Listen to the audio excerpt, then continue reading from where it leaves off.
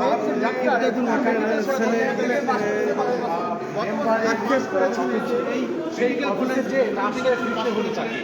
দর্শক, এই মর্মান্তিক ঘটনা কিন্তু আমরা সাক্ষী হলাম। ইতিমধ্যেই তার সন্তান আমাদের সামনে রয়েছে, ইমদাদুল হক সন্তান। তিনি সন্তান কিন্তু আমাদের ভারাক্রান্ত মনে বলছে যে আমার আবার কি অপরাধ ছিল, কি দোষ ছিল আমার, যে দুর্বৃত্তের নিহত আমার বোমা হামলায় নিহত ইমদাদুল হকের তিনি তার আক্ষেপ প্রকাশ করছেন দেশ নিয়ে, দেশের সিস্টেম নিয়ে, দেশের আইন শৃঙ্খলা বাহিনী নিয়ে। দেশের কাছে তার কোনো চাওয়া নেই, দেশের কাছে চাওয়ার কিছু নেই।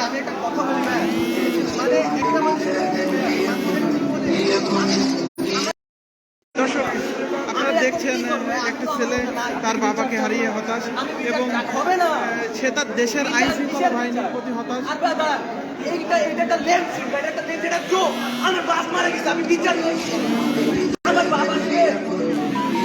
কি করবো?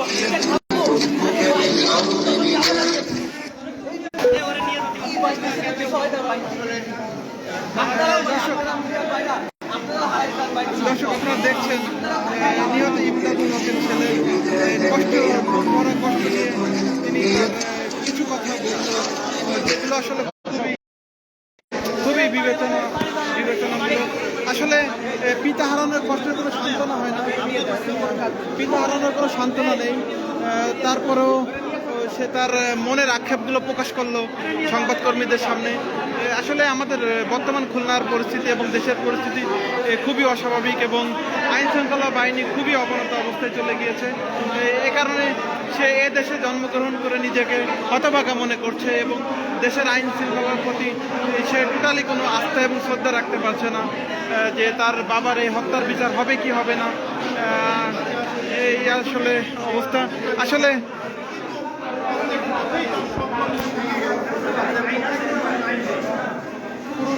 ভেঙে গেল।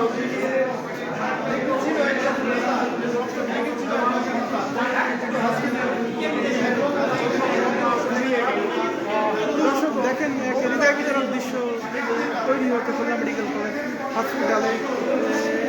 আবারও বলে রাখি, খুলনা ফুলবাড়ি গেট কুয়েট বিএনপির অফিসে বোমা হামলা এবং গুলিবর্ষণের ঘটনা ঘটেছে।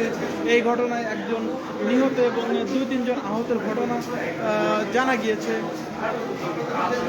নিহত যে ব্যক্তি তিনি সাবেক স্কুল শিক্ষক, তিনি অজ মাহফিলের টাকা তুলতে মেম্বারের কাছে গিয়েছিল এবং তিনি সেখানে যাওয়ার পরে তিনি এই দুর্ঘটনার মুখোমুখি হয় এবং তিনি গুলিবিদ্ধ হয়ে মৃত্যুবরণ করেছেন। আসলে দর্শক, বর্তমানে খুলনার পরিস্থিতি খুবই খারাপ এবং প্রতিনিয়তই এ ধরনের ঘটনা ঘটছে। জানি না কবে আইন শৃঙ্খলা পরিস্থিতি আবার আগের মতো ফিরে আসবে, তবে আমাদের শান্তির নগরী খুলনা আবারও আগের মতো হয়ে উঠুক সেই কামনা করি এবং আমাদের জীবন শান্তির হয়ে উঠুক এবং আমাদের দেশের পরিবেশ আবার স্বাভাবিক হয়ে উঠুক সেই কামনা করি।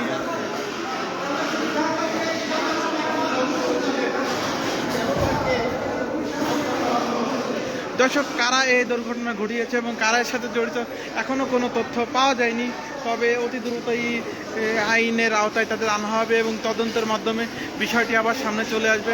আইন শৃঙ্খলা বাহিনীর সদস্যরা ইতিমধ্যে খুলনা মেডিকেল কলেজ হসপিটালে চলে এসেছে, তারা বিষয়টি তদন্ত করছে এবং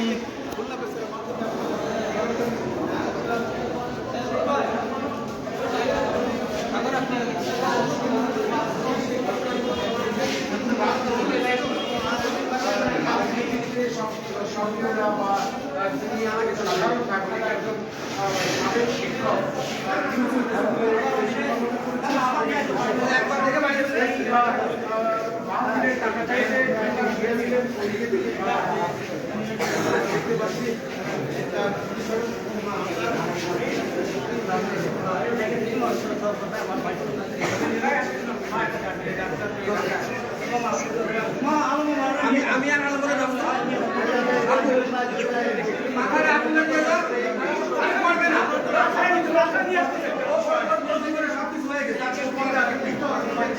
দেখলেন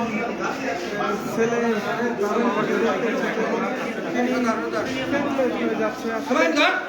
আসলে দর্শকে পিতা হারানোর বেদনা বোঝানোর নাই এবং এই ঘটনা পরিস্থিতি আসলে মেনে নেওয়া খুবই কষ্টকর।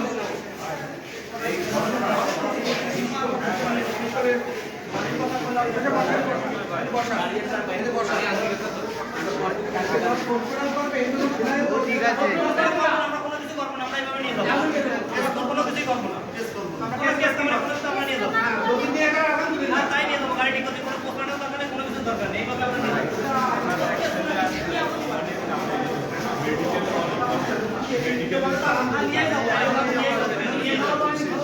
এখনই নিয়ে যাও নিয়ে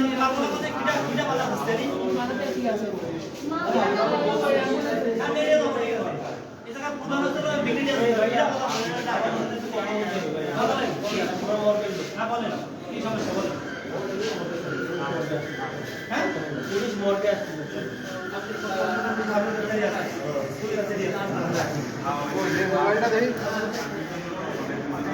মোবাইলটা দে।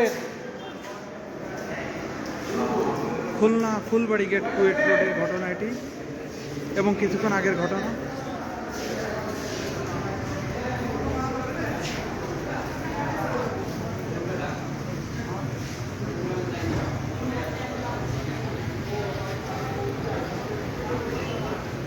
এখানে যে মামিলাকে যে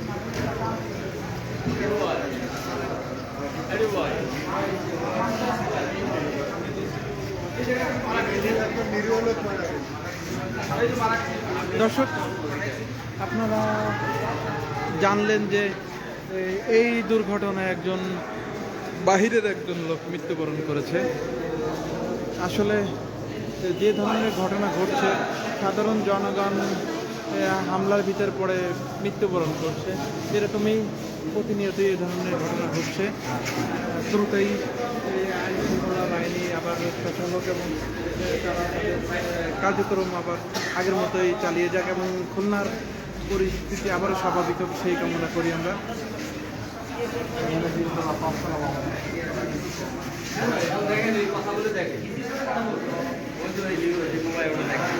দেখবেন ওটা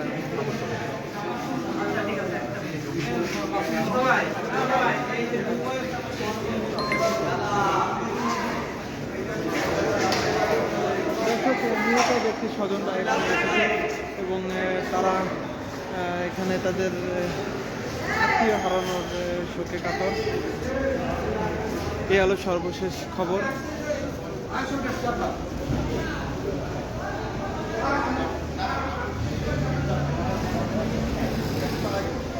দর্শক, যারা খুলনা নিউজের সাথে ছিলেন সবাইকে ধন্যবাদ। খুলনা নিউজ থেকে এই মুহূর্তে বিদায় নিচ্ছি। পরবর্তী আপডেট আবারও জানিয়ে দেওয়া হবে। ভিডিওটি যারা দেখছিলেন অবশ্যই শেয়ার করে অন্যকে দেখার সুযোগ করে দিবেন। খুলনা আবার শান্তি ফিরে হোক, শান্তির নগরী শান্তিতে পরিণত হোক সেই কামনা করে বিদায় নিচ্ছি খুলনা নিউজের পক্ষ থেকে। সবাইকে ধন্যবাদ।